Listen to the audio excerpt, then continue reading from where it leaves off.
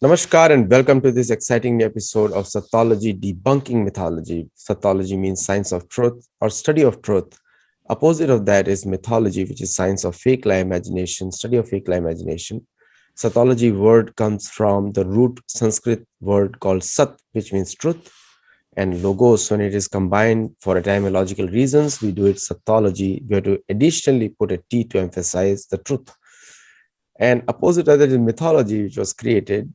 Myth is also a Sanskrit word, and which means fake lie or imagination. Is the root for fake lie and imagination, root word dhatu. So today I have a very, very special guest, and we are talking about, you all asked me about your fate, your destiny, and whether I should do astrology or I should go for tarot reading. And so today this show entirely answers those questions. These questions have been lingering for 2 years. Probably we are waiting for today to get them answered. So I have a very, very special guest, and she is a wife of a very well-known person on this channel, at least, Nilesh Nilkant O. So without delay, let us welcome Ashwini Sahasrabudhe. Namaskar, Ashwini ji. Namaste, Aditya ji. Glad to be here. Finally. Finally, thank you. We waited for almost a year. Yes. So that's how important the guest is. Waited for 1 year. So Ashwini ji, your work is in an area which interests everybody. Everybody wants to know their future. Jyotishastra, Jyotish, is a Vedic topic. Pre-existing from time memorial. And the Western world astrology, which is it connected? Both are connected? Are they both connected? Yes, they are connected in some sense that, they both refer to signs and rashis and the main difference is the Western astrology does not deal with nakshatra, that is a star system. They have the cardinal points fixed, So if you know that somebody born between this month and this month is Aries, for example. So their dates are fixed. Whereas our Vedic Jyotish, it is a picture of the position of the stars and planets at the time of birth of that person, at the time of birth, at the place of birth, and at that date. It is actual pictorial representation and then the effects of those planets and stars on the life of that individual. So to that extent, they are different. And I believe the Western astrology is probably very recent, whereas Jyotish, the Nakshatriya system, the star system, you can actually go back 14,000 years ago. It was found in Ramayana, and astronomy, as we see the modern astronomy, the Ganita Skandha as we call, that probably 40,000 years. Wow. It was used for navigation, etc., transportation, things like that. So most of the people, so which one is more accurate? Okay, now you may say I'm biased, but I've studied both, not Western astrology, not in too much depth, but I feel Vedic Jyotish is much more accurate because it is the real representation of how the planets and the nakshatras were there, or how the signs were when you were born. Where was the moon, in which sign, where was the sun? For example, by Western astrology, I'm a Tauran. My sun sign is a Tauran, okay? But actually, when you see my Janma Patrika, my sun is in Mesh Rashi. So that to that extent, there's a slight haziness in the Western, is what my opinion is, my personal opinion. So the Indian names like Vrishchik and Scorpion, like I'm Vrishchik and English Scorpion, I'm both sides same thing. Does it translate equally? Like Vrishchik is Scorpion or may not be? So Vrishchik is Scorpion. So that is correct. But in your when I see your horoscope, your actual the Janma Patrika or the horoscope, I'll need to check in which sign your moon is and in which sign your sun is. So as per Vedic Jyotish, if you're a Vrishchik, that means your moon must be in Scorpio. Now we need to check your sky. Your sun could be in Scorpio, it could be in Dhanu, that is Saggi, or it could be one Rashi earlier also. So when we talk about our Vedic culture, then karma defines your destiny very much, and which is the most commonsensical point. But do you think so? We'll come to your presentation quickly. Yes. If you want to share, you can share now. And we'll keep talking while you're sharing, and then you Right. can continue with that. So when we talk about the Vedic Jyotish Mm-hmm. Shastra, and it is also referred to as Upanga of Veda. Mm-hmm. So, do you think that who can be considered the original author of Jyotishastra? So, the most comprehensive text we find today is Bruhat Parashar Hora Shastra, and that's what I have studied.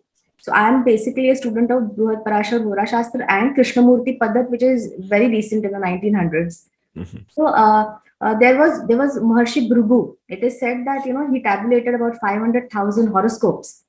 So we'll answer these questions Okay. while in the presentation, so Yes. in that flow, but Yes. uh, as such, most of the students, they start with Bruhat Parashar Uh-huh. Horashastra, the Parashar Horashastra, but then you have Jaimini, you have Varahamir, you have Bruhat, you have Bhrigu Rishi, so you have many. Okay. So we can start, and I think critical questions are two. Yeah. If everything is predestined, then what am I doing? And whether it's a science, and the word science has become political nowadays.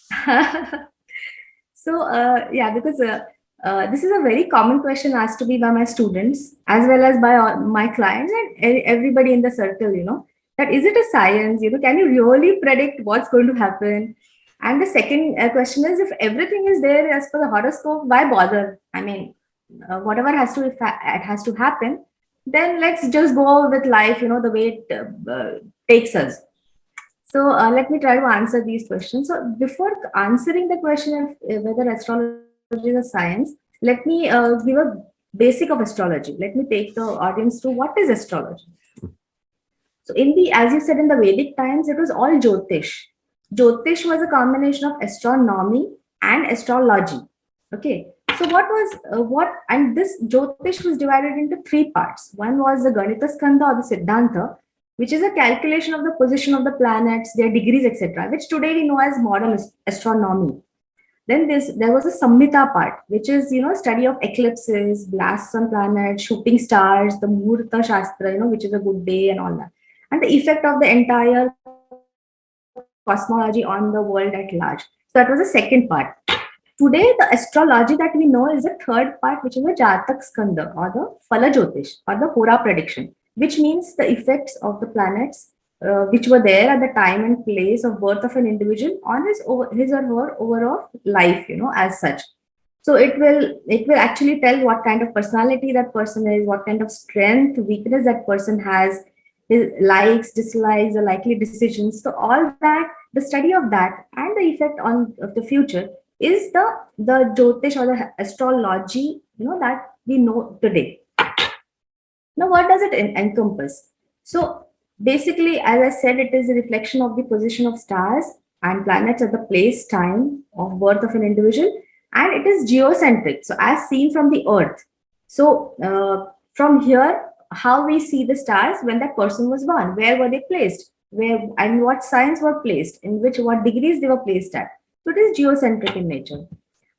So typically everybody would know today that there are 12 signs starting from Aries to Pisces. In Jyotish, we start from Mesh to Meena Rashi. Then there are 12 houses, 12 bhav. For example, we have the ascendant house, the first bhav, which overall reflects the personality of that individual. Then like that we have 12. We have the second house, which is the Dhanasthan, that is the house for wealth or the house for family, so on and so forth. We have 27 nakshatras. I said this is what differentiates our Vedic Jyotish from Western astrology. The 27 stars, starting from Ashwini, Bharani, Kritika, etc., etc. The 27 stars, which play an extremely important role. In fact, the cardinal rule of one of the rules of Jyotish is the planets behave according to the stars that they are in. Not only the signs, but also the stars, which somewhere is not factored in the Western astrology today. And of course, we have 12 planets, including the 9 main planets, and we have today Uranus, Neptune, Pluto, also on which are fairly recent, but we have empirical data on those also. So this is the basic of astrology. And all these, 12 houses, 12 signs, 27 nakshatras or stars, and 12 planets, what effect they have on on an individual is the sign, is the basis of astrology. And of course, now we have something modern called cosmic chemistry, where people are studying the vibrations created by the planets and what effect they have on the consciousness of the newborn, etc. So that's a real modern thing which we'll not go get into right now.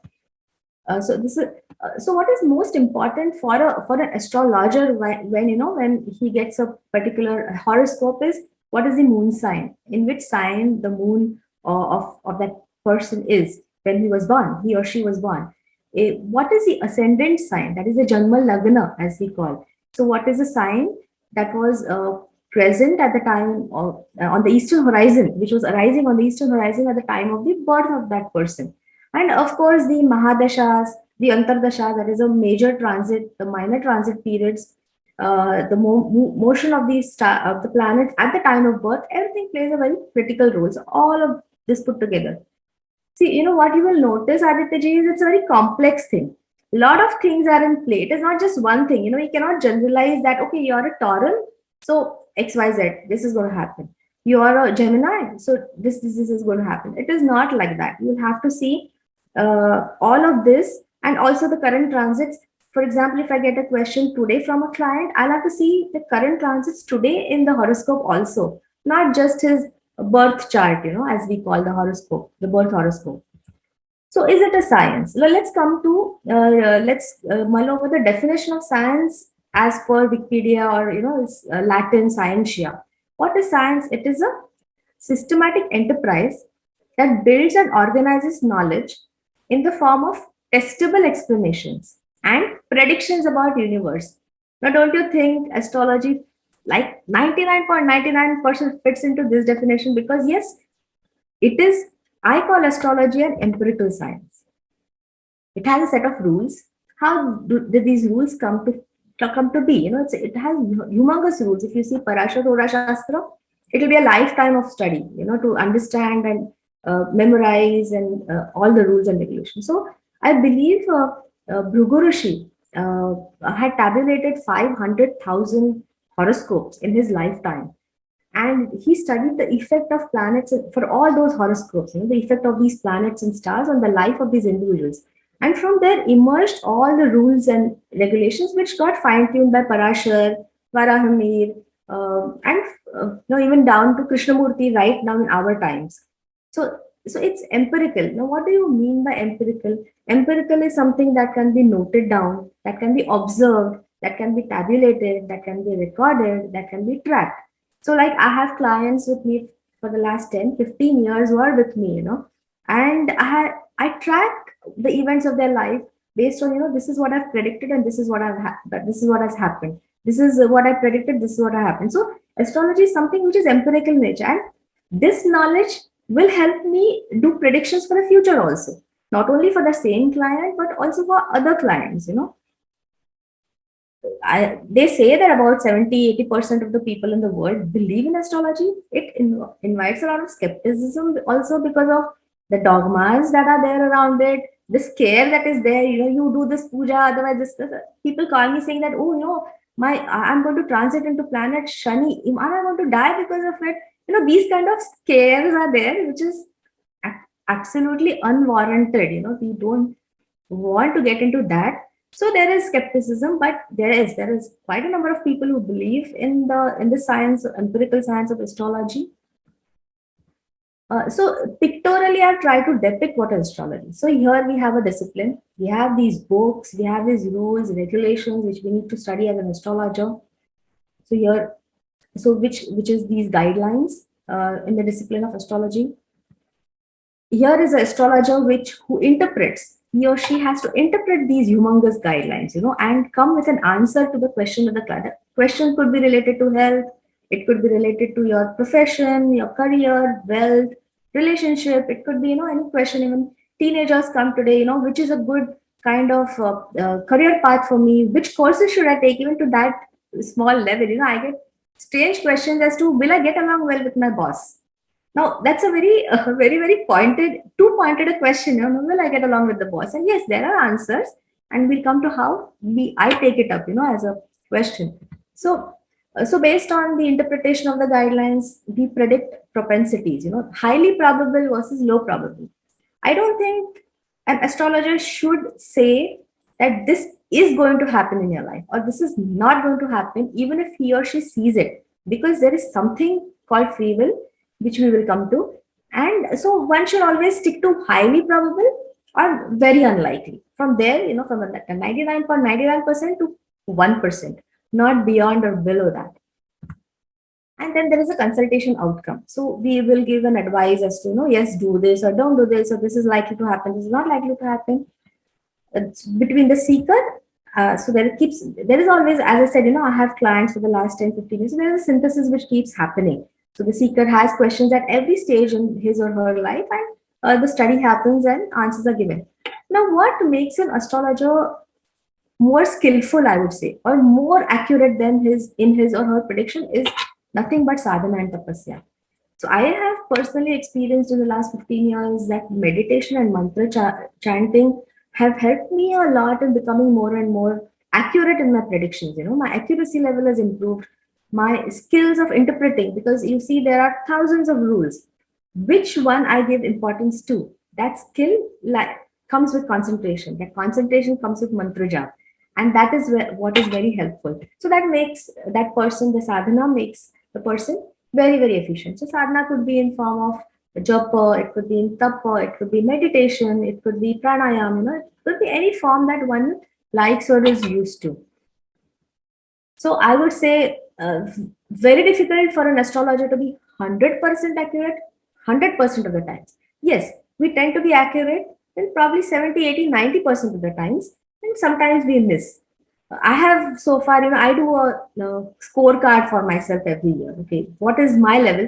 So far, I think I've been able to achieve 85, 90% accuracy on my prediction. So as I said, it's an adhyatmic journey. So now, so I hope I've tried to answer whether it is a science. So it is not a math. It is not 2 plus 2 is equal to 4. That I can say. It is an empirical science. Yes, through observation, we can come through observation experience. A lot of rules have been defined. With the help of those rules, one is able to fairly accurate what's going to happen or what's not going to happen in a person's life. What are the pitfalls? What are the good patches, of time, etc., etc. Now, is everything predestined? And if it is, people ask me, why bother? I mean, anyway, anything is going to happen. Just sit tight, to whatever you're doing. Let's take help of our very own Bhagavad Gita, which has Sankhya and Karma, which beautifully explains destiny. It explains free will. Krishna tells very clearly, what to follow and what not to follow. So let's go to that. The cardinal rule of Sankhya, Nainam chindanti shastrani, Nainam dahati pavakaha, na chainam kledayantyapo, na shoshayati marutaha. The Atma, very loose translation is the soul, but let's call it Atma because that's what we know it as. It cannot be broken by weapons. It cannot be burned by fire. It cannot be drenched by water, nor can be withered by wind. Our problem starts when we restrict ourselves to our body and only this one life. No, the soul moves from one life to another. It changes body just as we change our clothes. Vasansi jirnani yatha vihaya. Tatha sharirani vihaya jirna nanyani saryati navani dehi. So that is the journey of Atma from one life to another. Jatasya hi dhruvor mrityu dhruvam janmamritasya cha tasmat pariyarayathe na tvam sochito maharasi. Who takes birth, Krishna says, dies. And who dies will definitely take birth again. So this is inevitable. And it's not right to mourn over it. In fact, he goes to say that Bahuni me vatitani janmani tavacharjuna tanyaham veda sarvani natvam vetta parantapo. Arjun, you and me both have taken many births. You do not remember, but I remember. And that is the difference between a Paramatma and the human beings. Because we don't remember what has happened. So we blame everything on destiny. Arey, this is my destiny. It was supposed to happen. No, you must have done something in the past for you to be able to repay the karma in the present. These things or these events have happened. Even if in this birth you have not done anything to trigger those events, that is something one mustn't forget. So in a nutshell, I would say it is not one life. Our Atma travels from one body to another. So coming back, whether everything is predestined or there is a scope for free will. This is the journey. So the first cardinal rule is our Atma will travel from one life to another. It's not the end here. Let's not restrict our journey to this one life.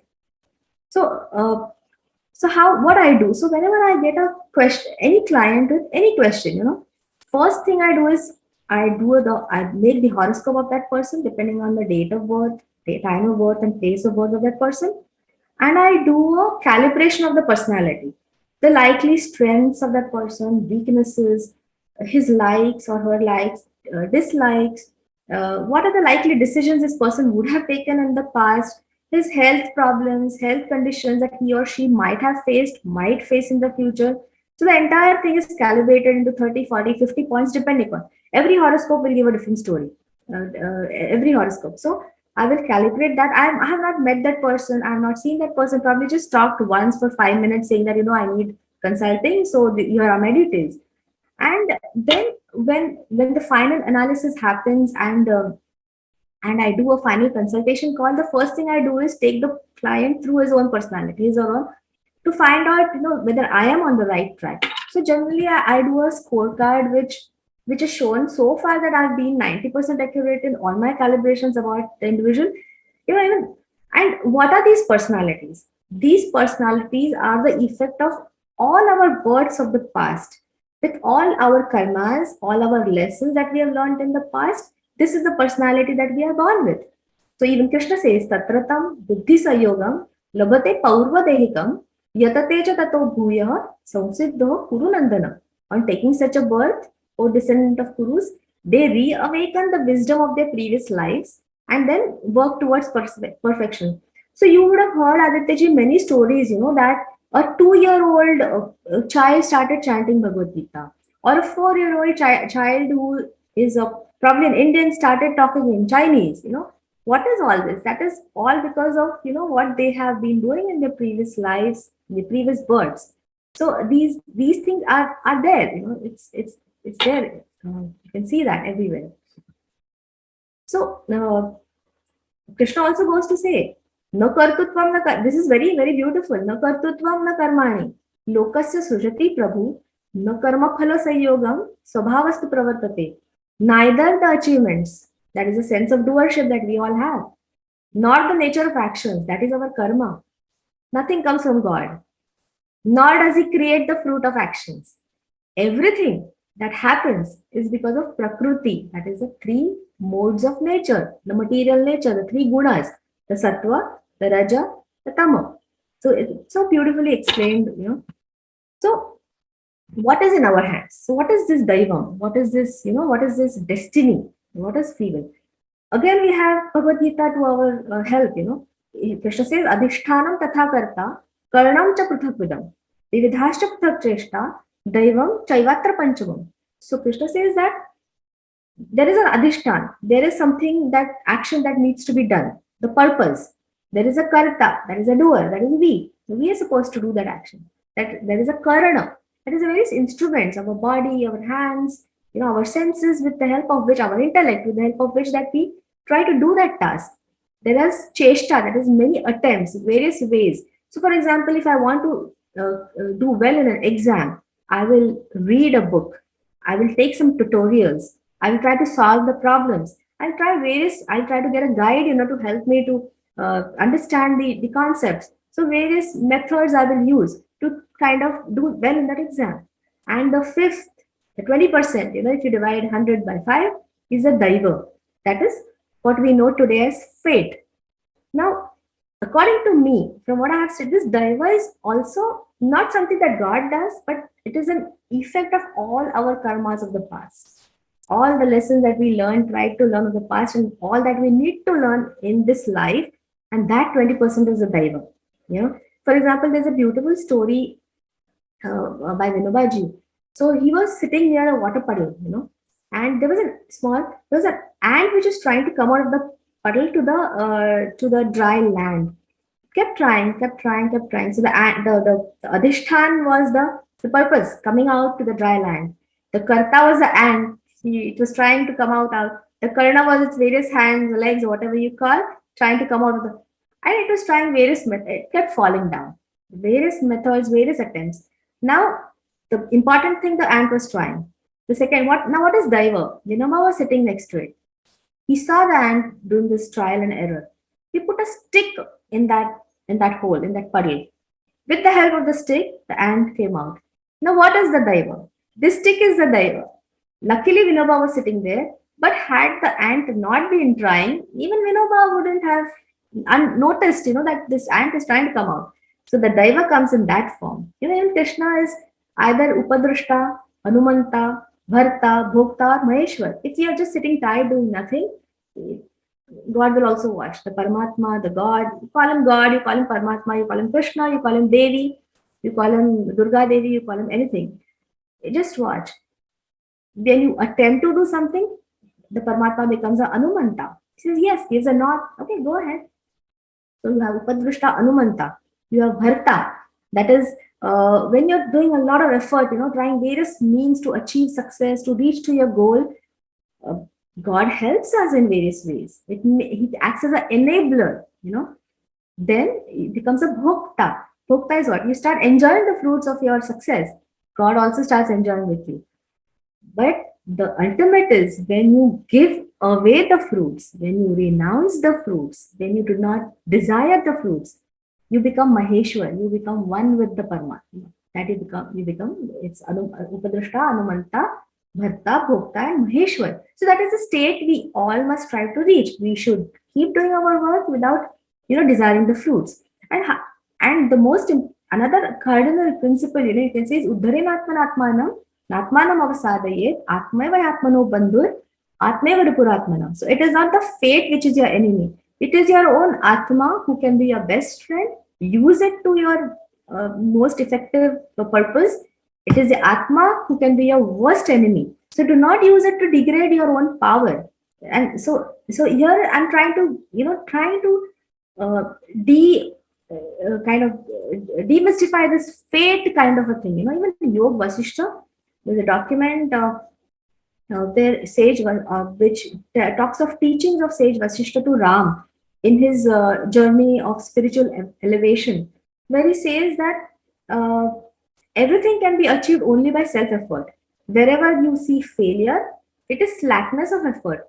We call it the destiny, or daiva, but the destiny is fictitious. There's nothing called destiny. That's what even sage Vasishtha has said in the Yoga Vasishtha. So it is karma that creates our destiny. It is not destiny versus free will. It is destiny because of free will. Because of free will, either in the past lives or in the current life. So even Vasishtha goes ahead to explain that self-effort is of two kinds. One of the current birth and one of the past birth. Both counterattack with each other. And whichever is more powerful will triumph. The self-effort of the past lives is what we call destiny, because we do not remember our past life. We are not able to interpret our past life and our karmas. So what I've done is, I'm from a finance background all my life, 25 years in corporate finance, a CPA, basically a CA CPA. So I tried a few years ago, I tried to put all of this, whatever I understood, whatever my knowledge into a balance sheet, which I call the karma balance sheet. You typically, I am sure your audience will have a lot of business students, business professors, or business people who handle business. So you have the liabilities, you have the assets on one side. The liabilities broadly, I've just taken the broad categories, are equity. And what is equity? I call equity as a balance of all our past life karmas, our purva sanchit. All the positives that we've done comes in the form of equity. The loans, the long-term liabilities, these I feel are the karmas of the ancestors that we can draw on. We can take help of that also. They also help in making our life good. What are assets? The fixed assets is our own body, our own intellect, our own convictions, emotions. And what is the working capital? Typically working capital is current assets minus current liabilities. What is that? That is our current birth situation. The parents, the extended family, the resources, the society in which we are born, what is available to us, the kind of family, culture, everything that we are born is the working capital. And what is our current life? Our current life is the profit and loss account. So we keep leading our life based on based on the basic principles of niti, that is righteousness, morality, convictions, convictions in our endurance in our conduct, etc., which is the underlying principle of our Sanatana Hindu Dharma. So, if the net karmas are good, it's a profit. It will add to the equity. If it's a loss, we've done a lot of bad things. It's a loss, and then it is a loss. It will get reduced from our equity, and this will go on from one life to another, from one life to another, and it will keep balancing. So that's the concept that I've been working on for a long time now. So as I said, the Yoga Vasishta's quotes are there, and so how do we do this karma, and what do we do? People ask, so what do I do? So Krishna also says, don't be complacent. Niyatam kuru karmatvam. You have to perform your prescribed daily duties, because action is always superior to inaction. By ceasing to do your duties, even your body maintenance will not be possible. Just sit thinking that it's all going to automatically happen. It doesn't. And what kind of work should we all do? He says, Shreyan swadharmo viguna paradharmat swanishtatat. Swadharme nidhanam shreya paradharmo bhayavaha. It is far better to perform what naturally comes to us. What is our naturally prescribed duty? And how do we, rather than you're thinking, oh, his career seems to be better. So in finance field, if somebody is in audit, they would say, oh, I want to go into mergers and acquisitions. Oh no, I want to do taxation. What is most important is do what you enjoy the most, what comes to you naturally, where you find joy. Even if audit is not supposed to be in on the financial world a very glamorous profession, but yes, mergers and acquisitions and valuations is a very glamorous. But if you are good in audit, if you like doing audit, so be it. Find your joy there. So Shreyan Swadharmo Viguna. Don't think what others are doing. And how do I do my work? Yogaha karma sukaushalam. That is, do it with perfection, with skill. And that is karma yoga, without being attached to the fruits. So that's what even Krishna says. So Krishna goes on saying, Name parthasti kartavyam trishu lokeshu kinchana nanavaptam avaptavyam varta eva cha karmani. He says, I do not have any duties to perform in any of these three worlds. I have nothing to gain or attain. He is the Paramatma. Yet I am engaging in my duties. When the Pandavas had the Ashwamedh Yudh, Krishna was serving everybody.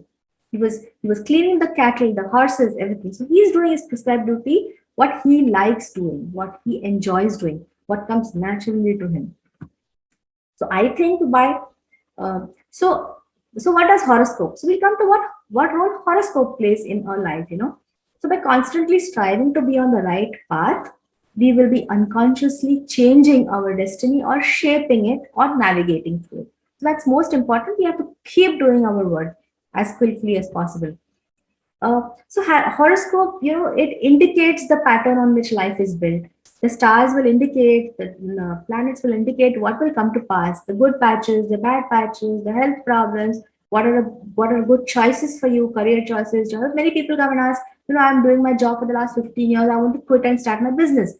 So is this a good time? Am I cut out to do a business?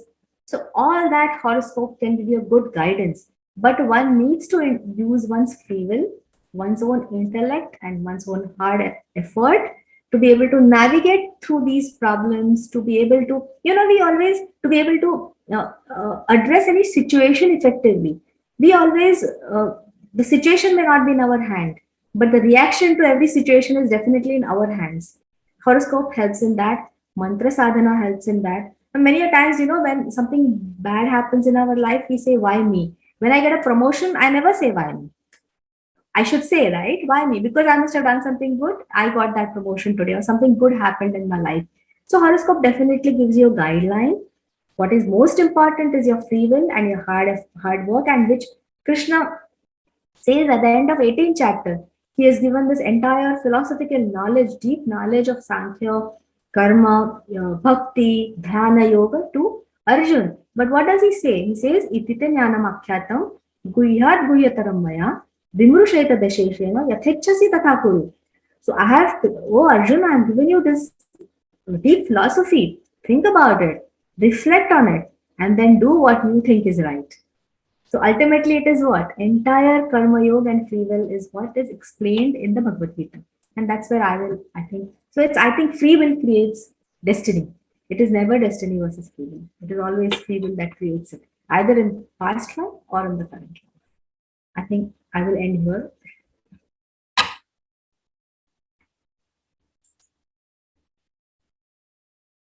Thank you so much. I mean, it's such a wonderful presentation and puts everything into perspective. Again, it proves my point. The benchmark for us to judge is Bhagavad Gita. Sometimes, because these are the direct words, like in any company, the founder's words are very important, even though they may have many CEOs in that company, but the founder will have a different perspective. So when it comes to, I am, believe me, that I was not very fond of astrology. I'll be honest with you, because most of us, we believe that our karma is more important. But at the same time, in the last 10 years, I've become very fond of astrology or Jyotishastra. It happened to me because Sri Ram's marriage was performed using Atharva Ved mantra, and Rishi Shringa performed those, and Dashrath the entire his advisors. Well, one of them was Vamadev. Vamadev is a Jyotish. Pandavas had the advisor Dhaumya Rishi, and Dhaumya Rishi was a Jyotish. Like he would perform all different stars, and that's how the Pandavas will move. And one time, one of the Yaksha, not Yaksha, the Gandharva had defeated the Pandavas, and that Gandharva Chitraratha, very famous Gandharva. He is the one who taught dancing to Arjun, also singing. And also Chitraratha, he says the reason why he punished Pandavas was they did not have a Brahman in front of them. And after that, in the entire travels of Pandava, they kept Dhaumya Rishi in the front. And Dhaumya Rishi was a student of Vyasadeva, disciple of Vyasadeva. And that's how important was a Jyotish Rishi for the Pandavas. Now, my question to you is, now, like we have all kinds of advisors in the government, but we do not have a position for a Jyotishi. Isn't it? Like if you want to, like all of us want Ram Rajya, but we don't want Sri Ram. And we all want the rule of Yudhishthir, but we don't want what he did actually. So according to you, your advice to other people, should the governments should also have Jyotish, beginning with the USA? It will be very unusual to see the President of the United States consulting a Jyotish. It's a very unique question, Aditya ji, I must say. So, as long as the Jyotish is level-headed and not dogmatic, yes. I would say at every stage, it is good to consult Jyotish, even if, nowadays there's a trend the last couple of years, a lot of parents with children in the age group of 16, 15, where they have to choose their courses, which course to take, which major or minor, in that stage of, doing this or come to me, and that I can see in their personalities it's very helpful, for helping them making a choice of what to do, for what courses to take, where to focus on, because possibly a parent is thinking, no, I want my child to be a doctor, but the child is thinking completely different. His astrology, his horoscope shows that he's extremely good at PR, extremely creative person. So, more likely to. So, yes, I think the answer to your question is it can be very effective, provided the astrologer is very balanced, and not dogmatic. No, I would say Jyotishi more than the astrologer, because yeah. Now coming to the next point, when we talk about predictive analytics, all of us want to know our future, and we don't know our future, but we want to know some trends. So does the predictive analytics can be considered as Jyotish? Yes, Horashastra, as we said, Jataka Skandha. In fact, that is what so Jyotish has said as I said, is divided into three parts, right? Karnit Skandha, Samhita, and Horashastra. The first two are more astronomy related.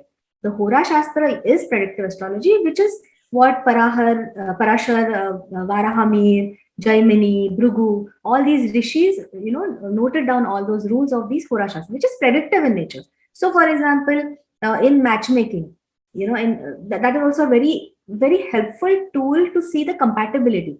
So if a couple comes to me saying that they're in love, I said, don't even bother to read a horoscope. If you're in love with each other and you want to go ahead without a doubt. But in case of, where they're not sure whether they want to take the relationship to the next level, the compatibility analysis is bang on. It actually tells you, where you will get along, in which parts of life, in which parts you will not, where you may have a problem. So be careful, talk out these parts and then only go ahead. So definitely for future, in terms of career, health, it is very, very helpful. It is very useful. But for example, if somebody comes to me saying that, look, I'm looking for a job and I've got two opportunities. Now, one is closer to home but less paying. One is far from home but more paying. What should I do? Now, in such cases, it depends on the person what his or her priorities are.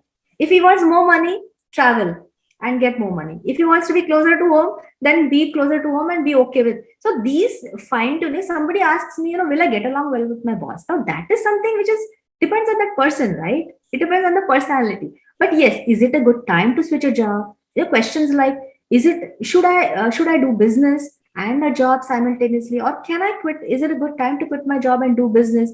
All these questions can be fairly accurately answered by astrology, because we look at the current mahadashas, the transits, the antardashas, to see whether all the planets are favorable for that decision or not either. Thank you so much, Ashwini ji, for coming on the show and Thank you to explaining you. all these points. And one thing is very clear, that it is very much astrology and Jyotishastra are totally two different topics. And you accurately said, even though they may relate to, but you also correctly said, based on your, I am convinced that the Jyotishastra is more detailed than the Western astrology. Anything Western astrology is all a sales gimmicks. Anything they do, it is part of the sales, and it's all a commercial activity.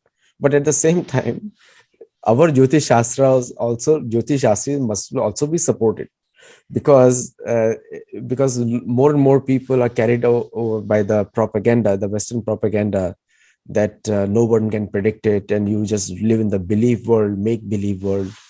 And it's a useful science to plan your future course of action, isn't it? Yes. And so I will give your contact links, and if you have any books you have published, then let me know, send me the link, then I'll be happy to put it out there. And viewers who are watching it, do comment and let us know your feedback.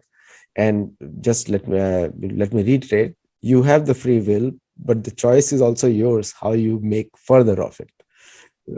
Your karma decides your future results, or whatever the future is your life holds. Thank you so much, Ashwini ji, for coming. Thank you, Aditya ji, for having me. Thank you very much. Jagadamba. Jagadamba. Namaste, and keep commenting. Namaste.